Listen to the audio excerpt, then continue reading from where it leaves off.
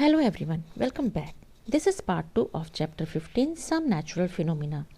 In this video, we will discuss about how charge transfer from a charged object to another material and what is simple electroscope. We will also discuss the story of lightning. Let us start the video. Transfer of charge. For this, we will do the activity 15.4. In this activity, what we have to do? Take an empty jam bottle. यहाँ पे हमें एक empty jam bottle लेनी है.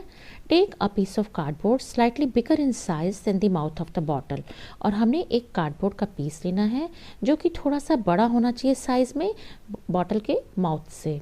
Pierce a hole in it so that a metal paper clip can be inserted. हमने इस cardboard में एक होल करना है ताकि इसके अंदर से एक मेटल पेपर क्लिप को इंसर्ट किया जा सके. Open out the paper clip as shown in figure 15.4. हमने पेपर क्लिप को ओपन करना है जैसे कि फिगर 15.4 में हमें शो किया गया है. तो इस तरह से हमने पेपर क्लिप को यहाँ पे जैसे हमें दिखाया हुआ है ये यहाँ पे ओपन किया गया है paper clip. This is the paper clip. ये आपको ओपन करके this jam bottle is shown to you and this is cardboard. तो आपने इस तरह से इस सेटअप को सेट करना है as shown in figure. Next what we have to do here, cut 2 strips of aluminum foil about 4 cm into 1 cm each. हमने 2 strips aluminum foil की कट करनी है जिनकी लेंथ 4 cm और ब्रेथ 1 cm हो. Hang them on the paper clip as shown. Insert the paper clip in the cardboard lid so that it is perpendicular to it. तो इस तरह से आपने यहाँ पे एल्युमिनियम की फॉइल्स जो हैं वो आपको दिखाई गई हैं. तो these are an aluminium foil. आपने इसको यहाँ पे हैंग करना है और इस तरह से यहाँ पे इसको जैम इस बॉटल के अंदर जो है वो इस पेपर क्लिप के साथ अटैच करना है as shown in figure. Next आपने क्या करना है, charge a refill and touch it with the end of the paper clip. आपने एक रिफिल लेना है और उसको चार्ज करना है. पॉलीथीन के ऊपर आप उसे रब करेंगे तो उस पर चार्ज आ जाएगा और फिर आपने उसको पेपर क्लिप के एंड पर लेकर जाना है. Observe what happens. और आपकी ऑब्जर्वेशन क्या होंगी, is there any effect on the foil strips. क्या फॉयल स्ट्रिप्स पे कोई इफेक्ट होगा. Do they repel each other और अट्रैक्ट ईच अदर. वो रिपेल करेंगी या अट्रैक्ट करेंगी. Not touch other charge bodies with end of the paper clip. इसी तरह से आपने दूसरी चार्ज बॉडी को भी पेपर क्लिप को टच करना है. Do foil strips behave in the same way in all cases. तो क्या वो जो फॉल की स्ट्रिप्स हैं सभी केसेस में उनका बिहेवियर एक जैसा होगा.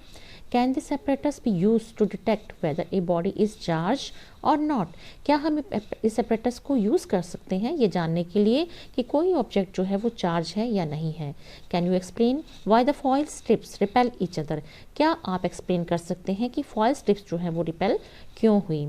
तो यहाँ पे जब हम चार्ज रिफिल जो है इस पेपर क्लिप के पास लेके आए तो क्या हुआ, जो रिफिल का चार्ज था वो पेपर क्लिप से होता हुआ जो है वो कहाँ चला गया, वो फॉयल पे आ गया. तो इस तरह से जो रिफिल का चार्ज था, ये रिफिल चार्ज है, ये फॉयल पे पेपर क्लिप से होता हुआ एल्युमिनियम की फॉइल्स में आ गया.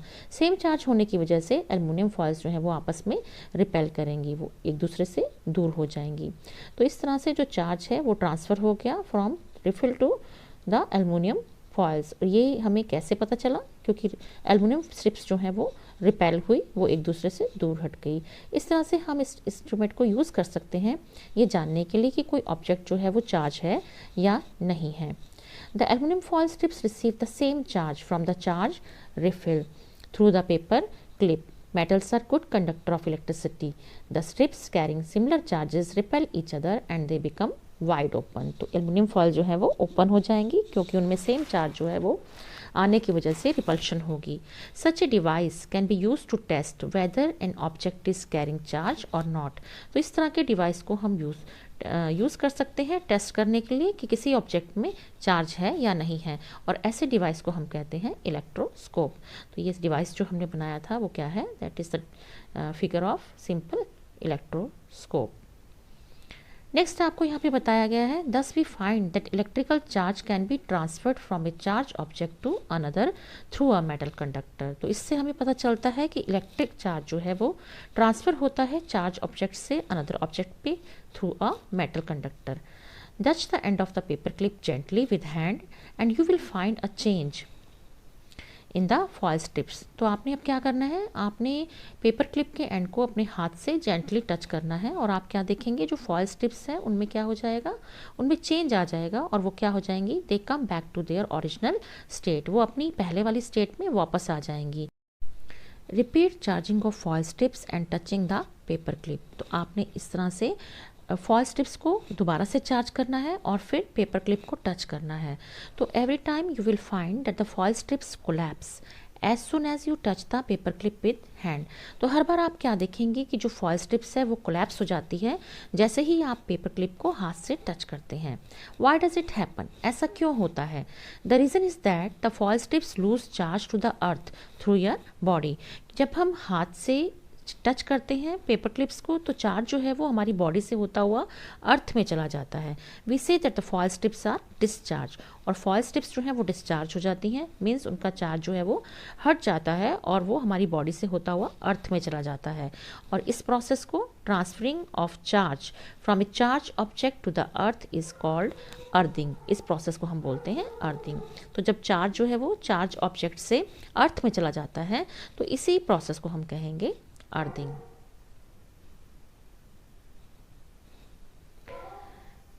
Earthing is provided in buildings to protect us from electrical shocks due to any leakage of electrical current. Next आपको यहाँ पे बताया गया है the story of lightning. It is now possible to explain lightning in terms of the charges produced by rubbing.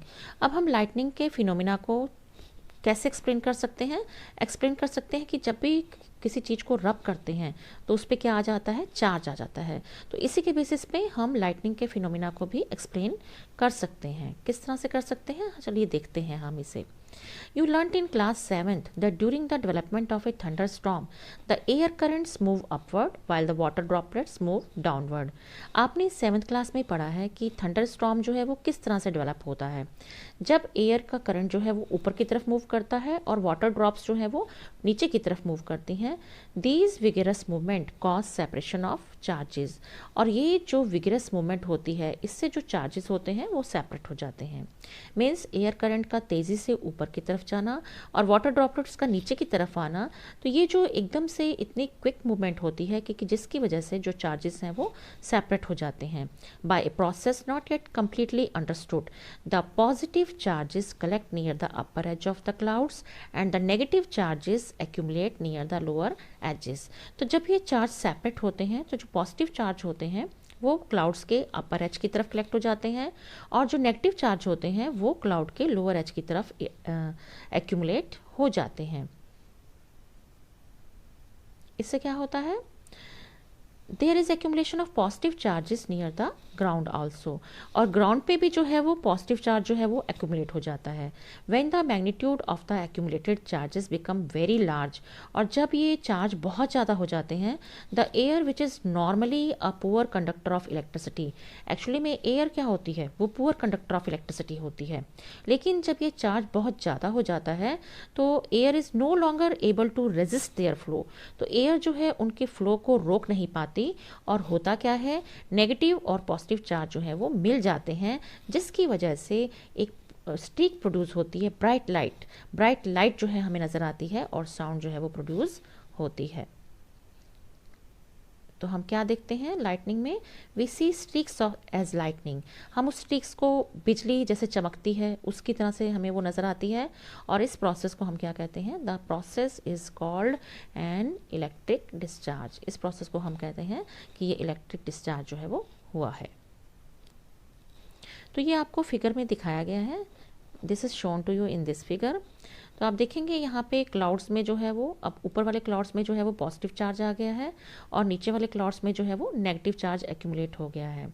और ground में भी जो है वो कौन सा चार्ज आया है, यहाँ पे ग्राउंड में भी आप देखेंगे जो है वो पॉजिटिव चार्ज आ गया है। तो इसकी वजह से क्या होगा, जब एयर जो है, जब चार्ज जो है वो बहुत ज़्यादा हो जाएगा तो एयर जो है उसके फ्लो को रोक नहीं पाएगी और ये चार्ज आपस में मिल जाएंगे।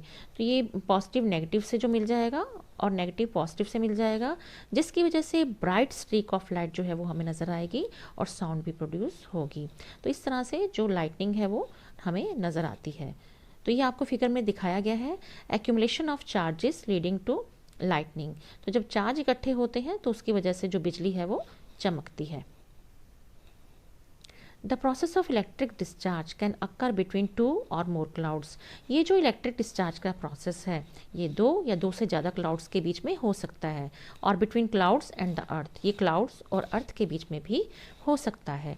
Today we do not get frightened by lightning like our ancestors did. आज हमें लाइटनिंग से, बिजली के कड़कने से डरने की ज़रूरत नहीं है, जैसे कि हमारे पूर्वज जो हैं डरा करते थे। Now we understand the basic phenomena. अब हम समझ चुके हैं कि इसके पीछे बेसिक फिनोमिना क्या है। Scientist are trying hard to improve this understanding. Scientist जो है वो कोशिश कर रहे हैं कि इसको और अच्छी तरह से समझा जा सके। हाउएवर लाइटनिंग स्ट्राइक को डिस्ट्रॉय लाइफ एंड प्रॉपर्टी। लेकिन जब बिजली जो है वो स्ट्राइक करती है तो उससे लाइफ की और प्रॉपर्टी का जो है वो नुकसान होता है। It is therefore necessary to take measures to protect ourselves.